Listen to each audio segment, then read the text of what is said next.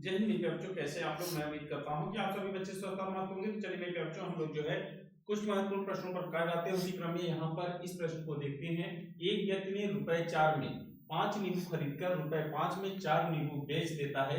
इस पूरी प्रक्रिया में हुए प्रतिशत लाभ या हानि की गणना कीजिए। तो मेरे बच्चों यहाँ पर ध्यान देना है।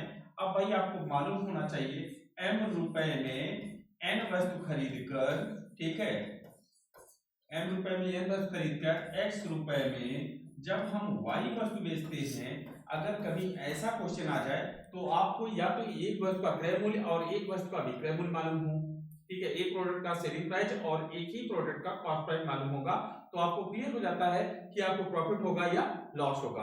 अगर ऐसा नहीं है तो जितनी वस्तु का क्रय मूल्य मालूम है उतनी वस्तु का विक्रय मूल्य मालूम होना चाहिए, तभी आपका क्लियर हो जाता है कि आपको प्रॉफिट हो रहा है या लॉस हो रहा है। या अगर आप फार्मूले पे करना चाहते हैं तो आप क्या करिए, n इंटू एक्स, ठीक है, और minus m into Y upon में एम वाई और मल्टीप्लाई बाई 100 कर दीजिए। अगर आप इस टाइप से करते हैं तो ही आपका क्लियर हो जाता है कि आपको प्रॉफिट होगा या लॉस होगा।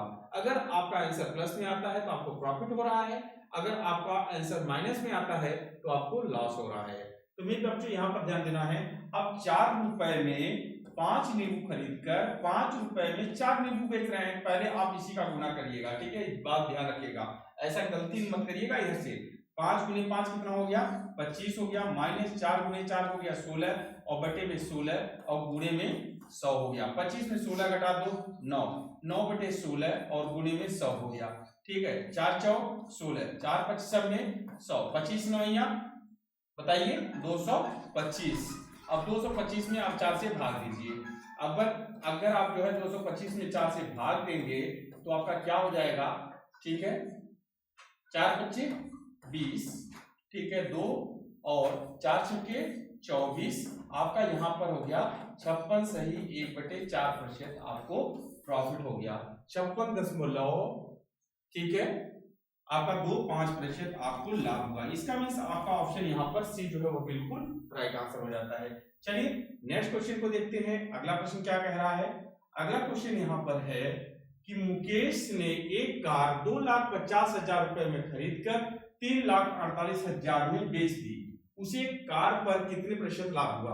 अब भाई कोई प्रोडक्ट आपने क्या किया, 2,50,000 रुपए में आपने खरीदा और 3,48,000 रुपए में आपने उसे सेल किया। तो कॉमन सी बात है भाई, आपने कम में खरीदकर ज्यादा में बेचा है तो आपको प्रॉफिट होगा। अब भाई यहां पर ध्यान दीजिएगा, कितने का प्रॉफिट हो रहा है। यहां पर भैया ये आपका हो रहा है 3,48,000 में अगर 2,50,000 घटाएंगे तो आपका कितना आ जाएगा, बोलिए, 98,000 है कि नहीं है, 98,000, ठीक है, 98,000 रुपए का आपको प्रॉफिट हुआ। 98,000 रुपए का जो प्रॉफिट हुआ किसके कारण हुआ, तो आप कहेंगे 2,50,000 रुपए के कारण हुआ, है कि नहीं है। और परसेंटेज में अगर कन्वर्ट करना है तो आप गुणे 100 कर दीजिए, 2 जीरो से भाई 2 जीरो आपने 2 जीरो से कैंसिल कर दिया, ठीक। अब भाई यहां पर 980 में आप 25 से भाग दे दीजिए,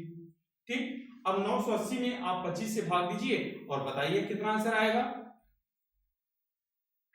980 भागे 25 करिए आप लोग, कितना स्लो करते हैं,